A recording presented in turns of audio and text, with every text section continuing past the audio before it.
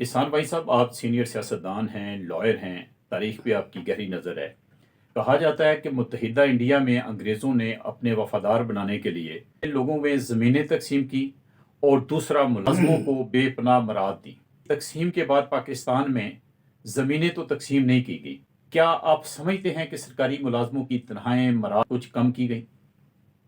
मियाँ साहब, ये बात आपकी दुरुस्त है कि अंग्रेज़ ने 200 साल हुकूमत की। हुकूमत करने के लिए उसे उसी खिते के लोग चाहिए थे, क्योंकि उसने इंग्लैंड से नहीं बुलाए। उन्होंने इंडिया, यूनाइटेड इंडिया से लोग लिए। उनको छोटी मुलाजमतें भी दी और बड़ी मुलाजमतें भी दी। तो सबसे बड़ी मुलाजमतें उन्होंने अपने पास रखी। मतलब उन्होंने वो मुलाजम रखे जो उनके मुलाजम थे, कौम के मुलाजम नहीं थे। तनख्वाहें कौम की देते थे, लेकिन मुलाजम उनके थे। यूनाइटेड इंडिया को वो बिट्रे इस तरीके से कर रहे थे कि उन्हें मौका देते थे कि आप हमें दिए जाओ और यहाँ हुकूमत करो, और फिर तकसीम हो गया मुल्क। अब यहाँ ये बात आगे करनी चाहिए कि भाई ये जो अफसरशाही थी, इन्हें लूट मार के लिए बनाया था। क्या हमने उस नया मुल्क चलाने के लिए कि कोई बैलेंस कायम किया? तो मैं ये कहता चलूँ कि इंडिया जब तकसीम हुआ तो पाकिस्तान बना, जिसने बनाया 1 साल बाद वो फौत हो गया। तो हमारे पास कोई वीएन के, कोई स्टेचर के सियासतदान नहीं थे। इन्होंने फिर उस ब्यूरोक्रेसी जिसको अंग्रेज पैदा कर गया था, उसी ब्यूरोक्रेसी के हवाले मुल्क का इक़्तिदार किया। तो उसी ब्यूरोक्रेसी ने अपनी तनख्वाहें भी बेपनाह बढ़ाई और बकाया अफसरशाही की भी तनख्वाहें बेपनाह बढ़ाई। तो ये डिफरेंस पैदा हुआ कि गरीब से गरीब गरीब तर होता गया और अमीर अमीर तर होता गया। क्यों? क्योंकि उस ब्यूरोक्रेसी को, अफसरशाही को, जिसको पाकिस्तान की हुकूमत को कंट्रोल करना चाहिए था कि भाई ये अंग्रेज़ तुम्हें ये देता था, अब पाकिस्तान गरीब मुल्क है, अब वो ये नहीं दे सकता, वो ये देगा। उसी ब्यूरोक्रेसी के हवाले मुल्क का इक़्तिदार किया। इन्होंने नीचे भी मुलाजम रखे। सारी दुनिया में मुलाजम जो है ना, पाकिस्तान में बतौर मुल्क सबसे ज़्यादा हैं। आपके मुलाजम नीचे क्लर्क भी ज़्यादा हैं और छोटे मुलाजम भी ज़्यादा और ब्यूरोक्रेट भी बेपनाह हैं। और अक़वाम मुत्तहिदा की रिपोर्ट के मुताबिक कि आपकी तनख्वाहें ब्यूरोक्रेट्स की सबसे ज़्यादा हैं। और दूसरे मिलिट्री जनरल, उनकी बेपनाह तनख्वाहें। जब वो रिटायर होते हैं उनको ज़मीनें भी मिलती हैं। ब्यूरोक्रेट्स को भी प्लाट्स मिलते हैं। कि इस मुल्क को ये लूट के खा गए। उसमें बदकिस्मती से जुडिशरी भी शामिल हो गई। अब सारी दुनिया में एक जज को इतनी तनख्वाह नहीं मिलती जितने पाकिस्तान में जज को तनख्वाह मिलती है। खाली जज को तनख्वाह नहीं मिलती, उसको मराहत इतनी मिलती है कि अगर 10 लाख तनख्वाह है तो 40 लाख की मराहत है, 50 लाख बन जाता है।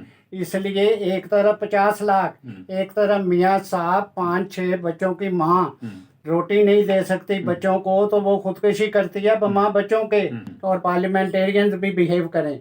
इनके कई कई महीने पार्लियामेंट का मेंबर आता नहीं है और तनख्वाह लेता रहता है। उनकी तनख्वाह पर भी कंट्रोल करें। हम 75 साल के बाद डिफ़ॉल्ट होने से बचे हैं मियाँ साहब। अब हमारी हालत ये थी कि हम डिफ़ॉल्ट हो रहे थे। हमने कर्जे ले लेके, भीख मांग मांग के वो ये डिफ़ॉल्ट होने से बचे हैं। अव्वल तो इन्हें सरकारी मुलाजमीन की जो तादाद है वो बहुत कम करनी चाहिए है जी। और उसके बाद अगर इन्होंने अब कंट्रोल ना किया इनकी तनख्वाहों पे, तो ये मुल्क अब बच गया है, ये डिफ़ॉल्ट होने से नहीं बचेगा। अब वक़्त है, बहुत थोड़ा वक़्त है इनके पास। यहाँ के हुक्मरान इस वक्त जो भी हैं, उन्हें इल्म होना चाहिए कि ये जो उन्होंने चादर फैलाई हुई है कर्जे लेने की और भीख मांगने की, ये ज़्यादा अरसा नहीं चलेगी। और इसके ज़रिए आप मुल्क की इकोनॉमी ठीक नहीं कर सकते।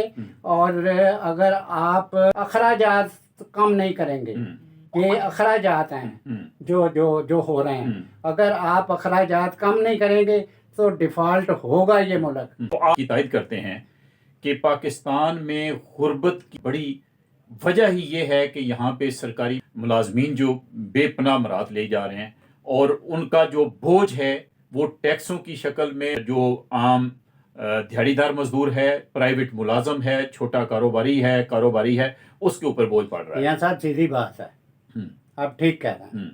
उसकी वजह ये सरकारी मुलाजमीन जो हैं ये टैक्स भी नहीं देते। यहाँ का अमीर तबका टैक्स नहीं देता, यहाँ का गरीब तबका रोटी से भी मोहताज है और टैक्स भी देता है। आप जो चीज़ खरीदेंगे उस पर टैक्स है।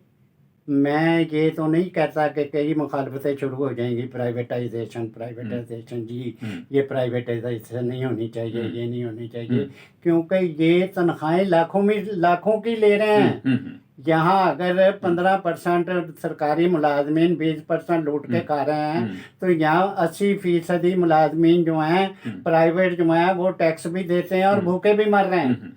इसलिए इन्हें सरकारी मुलाजमीन की तादाद पर भी कंट्रोल करना पड़ेगा, उनकी तनख्वाहों पर भी कंट्रोल करना पड़ेगा, उनकी मराहत पर भी कंट्रोल करना पड़ेगा, ताकि इकोनॉमिकली ये मुल्क सरवाइव कर सके।